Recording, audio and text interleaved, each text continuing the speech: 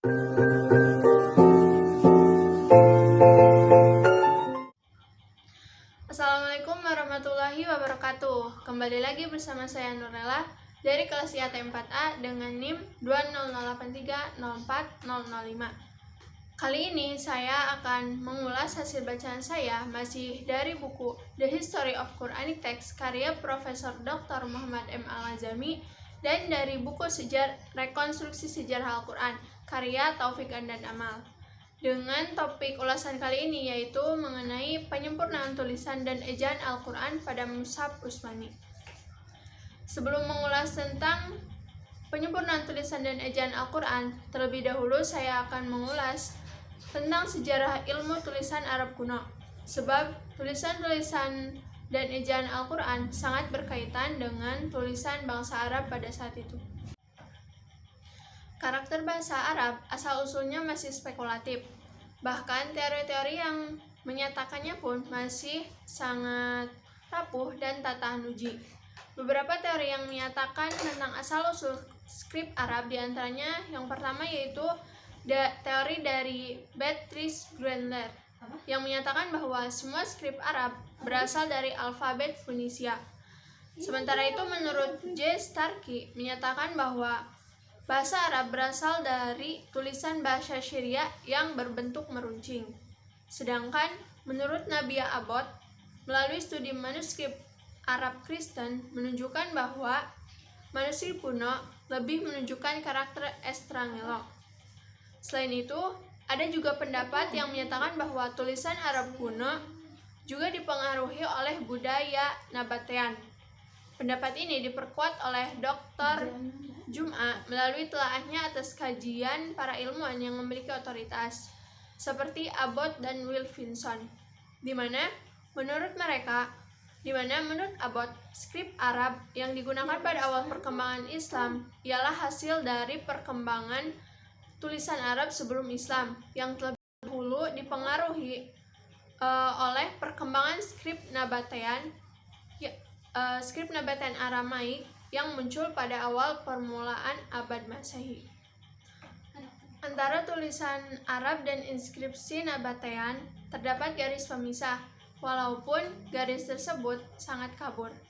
Contohnya yaitu yang pertama, inskripsi dua bahasa Nabatean dan Greek di atas batu Fir, al-Jimal pada tahun 250 Masehi disepakati sebagai inskripsi Nabatean. Lalu yang kedua, batu Nisan Rakus di Madain Saleh pada tahun 267 Masehi disebut sebagai inskripsi Arab tertua. Dalam inskripsi ini memuat tanda titik di atas huruf dal, ro, dan sin. Kemudian yang ketiga yaitu inskripsi Imru al-Qais di Namrah pada tahun 328 Masehi. Grunler menganggap sebagai inskripsi Nabatean, sedangkan yang lain menganggap sebagai inskripsi Arab.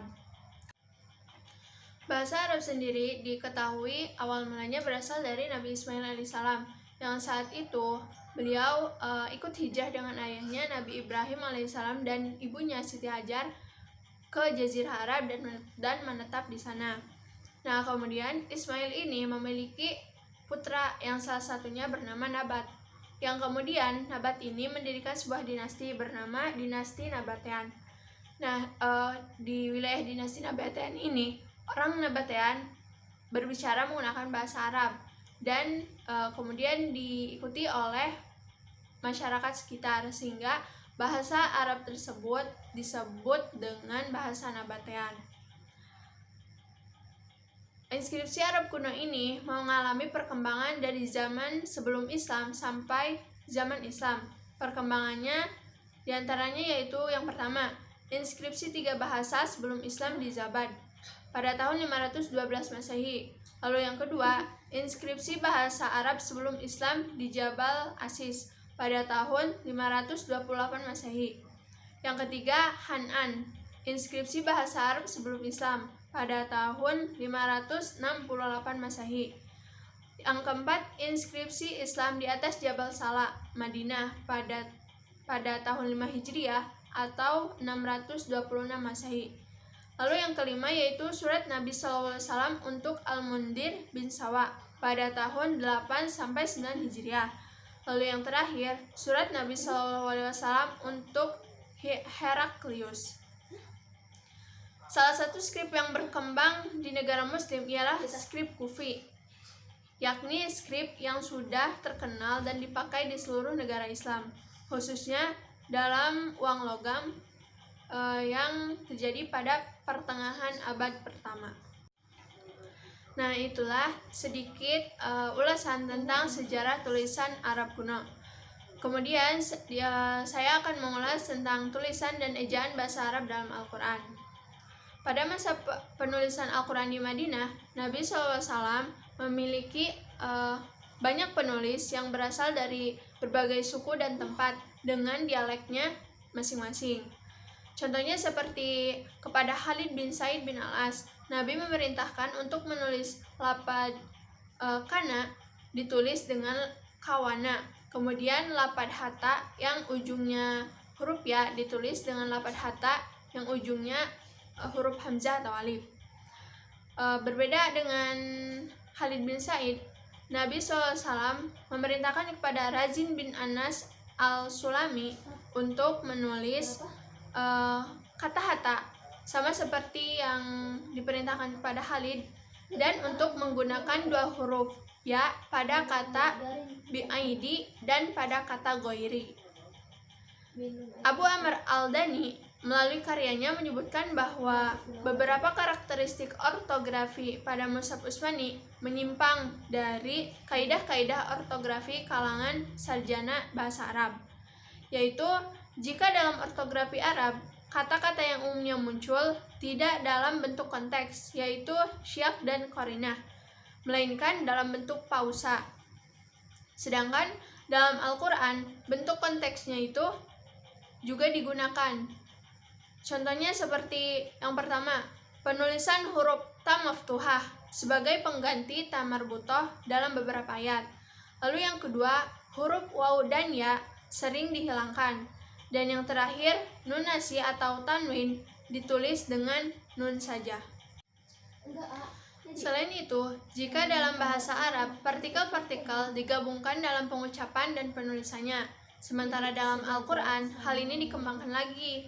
Contohnya, penulisan kata mimma yang digabung di sebagian besar ayat, namun ada juga yang dalam beberapa ayat ditulis menjadi minma, jadi dipisah. Sementara itu pada partikel ya yang akhirnya menggunakan hamzah itu selalu ditautkan pada kasus vokatif. Melalui bukti-buktinya itu, Al-Dani mengatakan bahwa ia tidak pernah menemukan kasus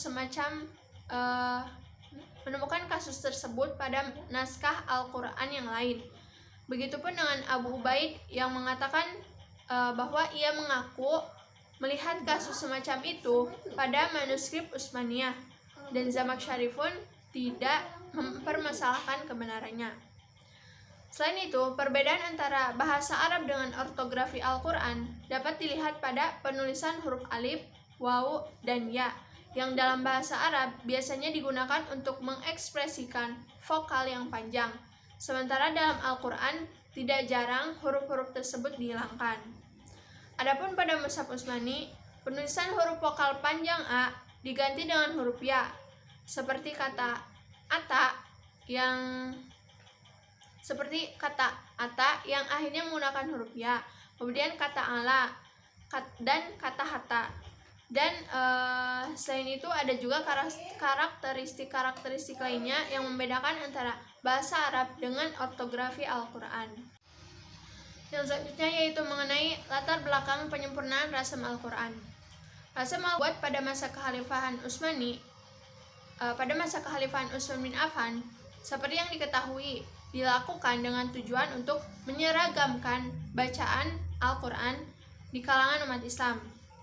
Namun, karena ketidaksempurnaan aksara Arab kala itu membuat langkah tersebut belum mencapai hasil maksimal.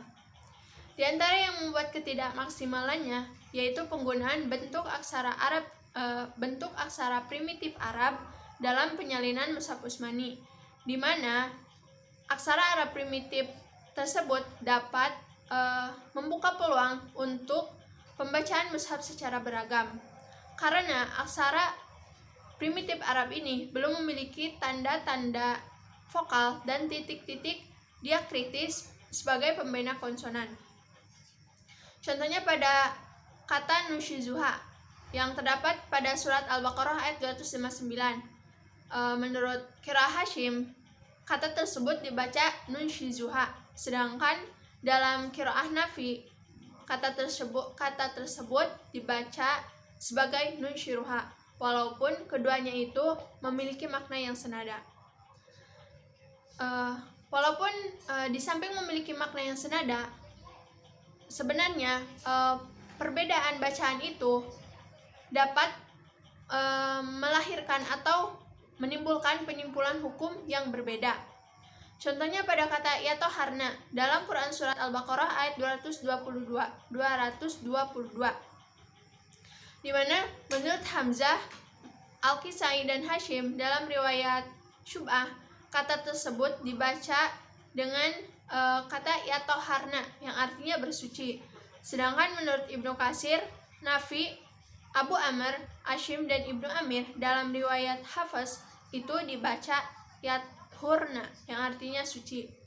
Nah, perbedaan pembacaan kata ini dapat menimbulkan penyimpulan hukum yang berbeda, di mana kata yang pertama yatoharna yang artinya bersuci itu hukum yang disimpulkan ialah bahwa seorang istri dapat digauli oleh suaminya ketika sudah bersuci dari haidnya.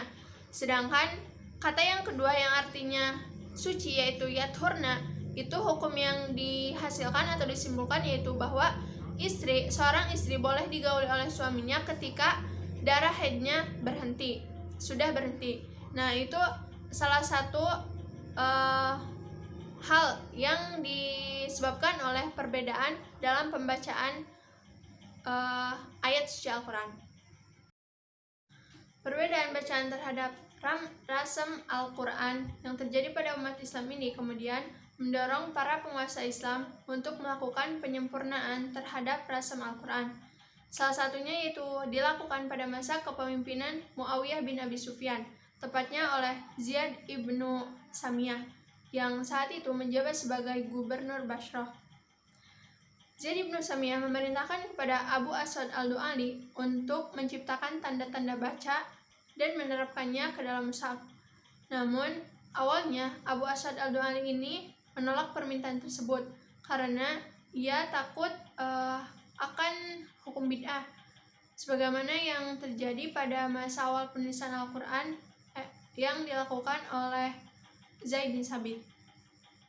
Akan tetapi, setelah Abu Aswad ini menyaksikan secara langsung bagaimana kekeliruan yang terjadi dalam pembacaan ayat suci Al-Quran, kemudian mengubah pikiran Abu Aswad al-Du'ali untuk yang tadinya tidak menerima permintaan dari Ziyad ibnu Samiyah, kemudian menerima permintaan dari Ziyad ibnu Samiyah, yaitu untuk membuat tanda-tanda baca dan menerapkannya ke dalam mushaf. Dan setelah itu pun Abu Aswad al-Du'ali menghadap kepada Ziyad ibnu Samiyah dan menerima permintaannya tersebut. Adapun tanda-tanda yang dibuat oleh Abu Aswad al-Du'ali yaitu berupa tanda titik, di mana tanda titik 1 yang terletak di atas huruf itu sebagai fathah, tanda titik 1 di bawah huruf itu sebagai kasroh, tanda titik di awal ataupun di sela-sela huruf itu sebagai dhammah, dan tanda titik rangkap itu sebagai tanwin. Nah, penggunaan tanda titik ini digunakan atau diterapkan pada setiap akhir atau pada kata yang dianggap akan menimbulkan terjadinya kekeliruan dalam pembacaannya. Tanda baca yang dibuat oleh Abu Aswad ini kemudian disempurnakan lagi pada masa kekhalifahan atau kepemimpinan Abbasiyah, tepatnya oleh Al-Khalil ibnu Ahmad, di mana Al-Khalil ini membubuhkan huruf alif kecil di atas huruf sebagai tanda huruf vokal A atau fathah, kemudian huruf ya kecil di bawah huruf sebagai huruf vokal I atau kasroh, kemudian huruf waw kecil di depan sebagai tanda vokal U atau sebagai domah, dan tanda-tanda yang lainnya, yang kemudian dari al-halil ini disempurnakan lagi dan dikembangkan lagi sampai menjadi seperti sekarang ini, di mana ada fathah, kasroh, domah, sukun, dan lain sebagainya. Pembuatan tanda baca pada ayat Al-Quran atau pada Rasm Utsmani ini tentunya tidak semulus yang diharapkan, karena dalam pembuatannya mendapat beberapa penolakan, terutama yang datang dari kalangan sarjana muslim, di mana menurut beberapa sarjana muslim, mushaf Utsmani itu merupakan mushaf yang langsung bersumber dari Nabi, artinya bersifat tauqifi, sehingga penulisan atau isinya pun tidak boleh diubah dan tidak boleh diganggu-gugat. Namun penolakan tersebut kemudian disangkal kembali oleh para penganjur pengintroduksian scriptio plena dalam penulisan Al-Quran, sebab menurut mereka Rasm Utsmani ini tidak bersifat tauqifi, melainkan hanya sebuah cara penulisan Al-Quran yang disetujui oleh Utsman dan diterima oleh kaum muslimin pada saat itu. Dari perbedaan pendapat ini kemudian timbul lagi pendapat yang ketiga, yang berupaya untuk mensintesiskan keduanya, di mana menurut pendapat ketiga ini penggunaan scriptio pleno atau penggunaan tanda-tanda baca boleh dilakukan bagi orang awam, sementara mushaf Utsmani yang asli mesti dipelihara dan dibatasi penggunaannya di kalangan spesialis. Walaupun terdapat beberapa perbedaan pendapat mengenai penggunaan tanda baca dalam Rasm Utsmani, pada kenyataannya, tepatnya pada abad ke-3 Hijriah, penggunaan tanda baca ini hampir seluruhnya digunakan. Bahkan, pada faktanya, penggunaan tanda baca ini telah membawa bentuk keseragaman tekstual yang lebih luas dibandingkan yang bisa dicapai teks Utsmani dalam aksara orisinalnya. Nah, mungkin sekian ulasan dari saya, kurangnya mohon dimaafkan. Sekian, wassalamualaikum warahmatullahi wabarakatuh.